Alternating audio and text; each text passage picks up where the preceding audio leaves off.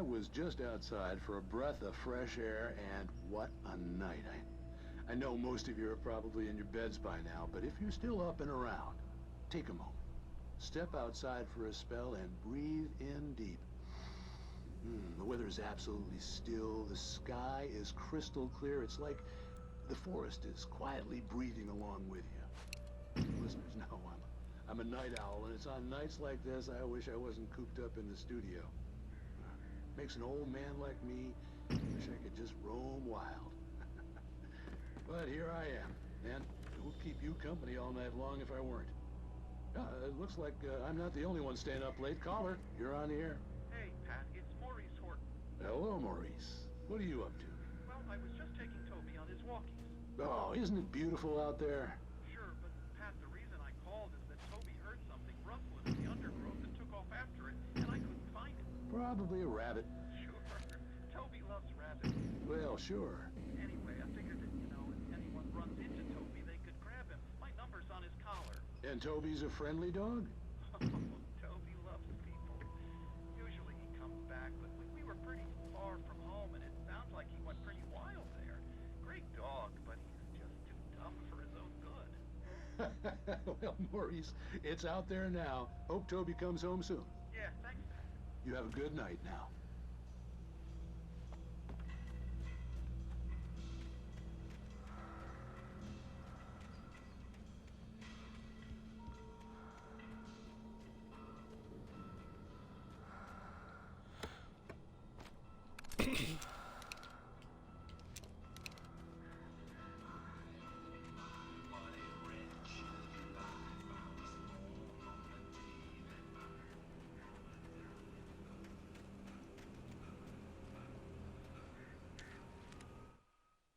At first, I kept finding the pages as if by accident.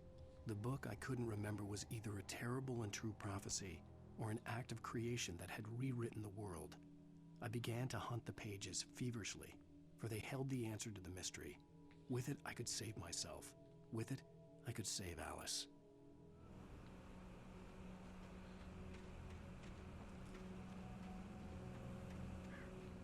The gas station was closer now, its light welcoming in the darkness. Paul makes the best dogs in the state.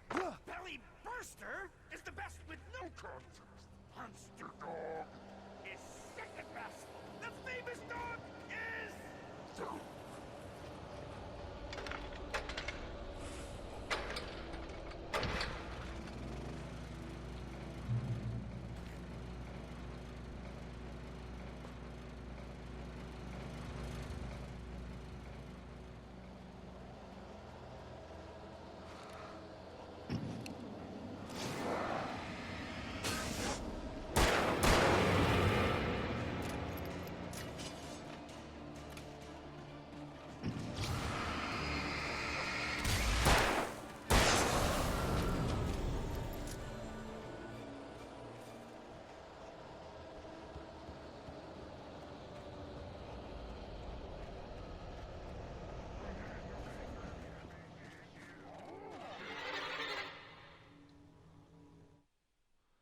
I stepped into the gas station's garage. It was dark and quiet. The place was a mess. It looked like someone trashed the place or that there'd been some kind of fight. Light spilled into the room through an open door at the back, and I made my way toward it. Without any warning, I was blinded by a bright light. An old portable TV on the shelf had come alive by itself. Impossibly, I could see myself on the screen, talking like a madman.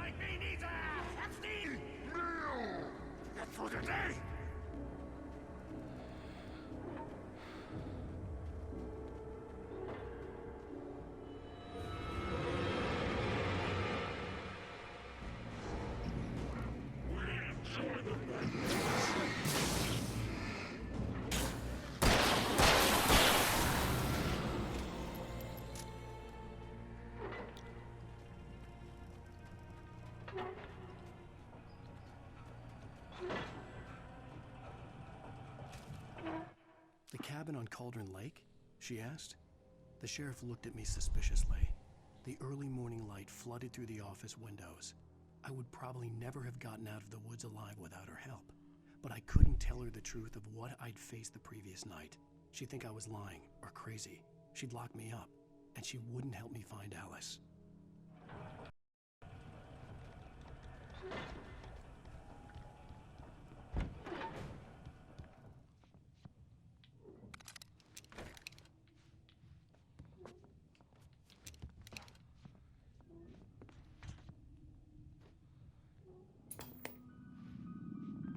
Science.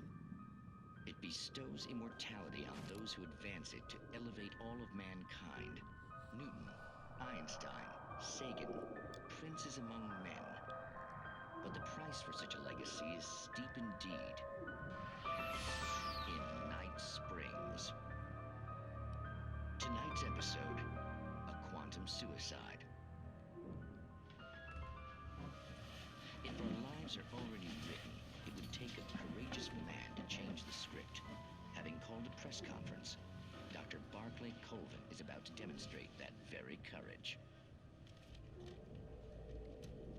Ladies and gentlemen of the press, I am Dr. Barclay Colvin, and I'm glad so many of you could join me here at the Moorcock Institute. Tonight, I'm going to give a practical demonstration of the many worlds interpretation. As you can see, this is a loaded 9mm pistol. It shall be part of a thought experiment. And now, a real experiment, known as a quantum suicide. Did he say suicide? Is that a real gun? He's kidding, right? Please, stay calm. There is no risk. Observe what occurs when I place the weapon against my own forehead.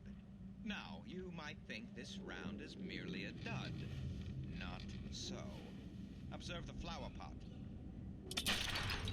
And yet, I myself cannot be harmed with this gun. With each pull of the trigger, two new realities branch off. One in which the weapon didn't fire, and one where it did. With my machine here, I have ensured that this reality is always the former. I have bestowed upon myself quantum immortality. Under no circumstances can this gun kill me. So wait. What you're saying is that every time you pull the trigger, in another reality, you die? Yes, of course, but that's completely trivial. There's an infinite number of things that could happen at any moment, and they always do happen somewhere. The point is, this one thing did not happen here. You're insane, Colvin. Insane? Insane? Hey, was this thing supposed to be plugged in? I stumbled on it. You fools!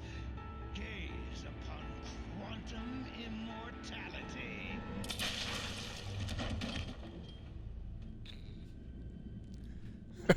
Poor Dr. Colvin, felled by his own hubris or the ignorance of the masses. Perhaps he should have left the crate unopened, the decaying atom unobserved. Curiosity often kills the cat. Night Springs.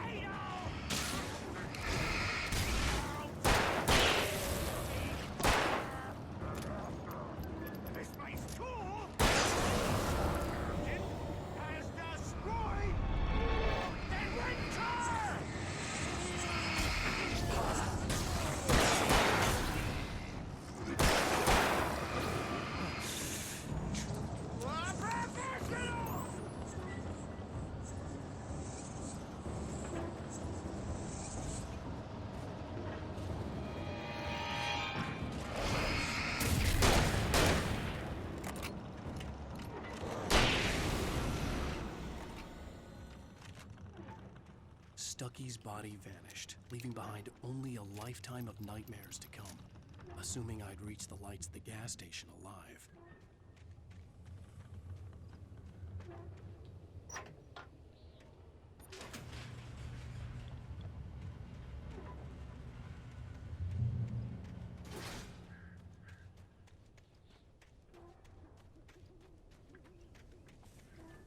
I recognized the parade float I had seen in Bright Falls when I first arrived with Alice.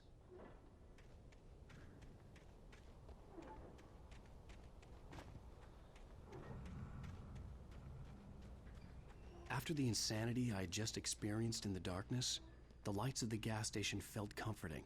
At least for a moment, the sane world reasserted itself.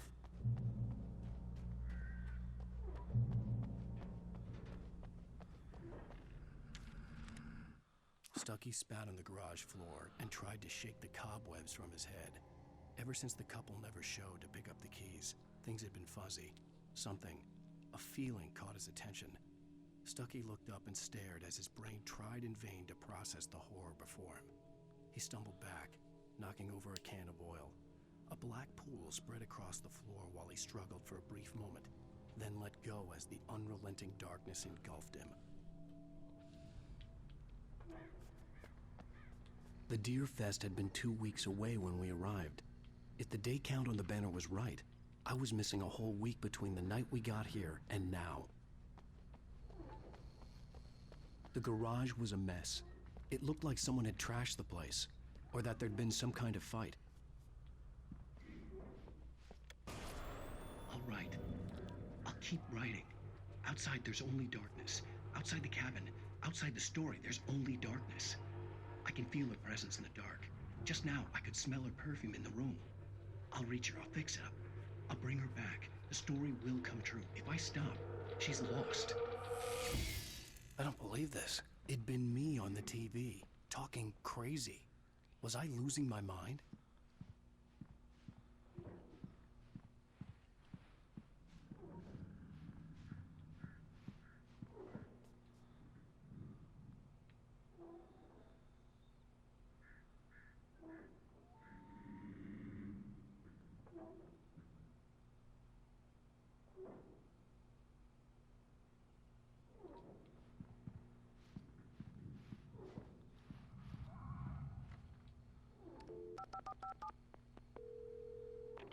Bright Falls Sheriff Station.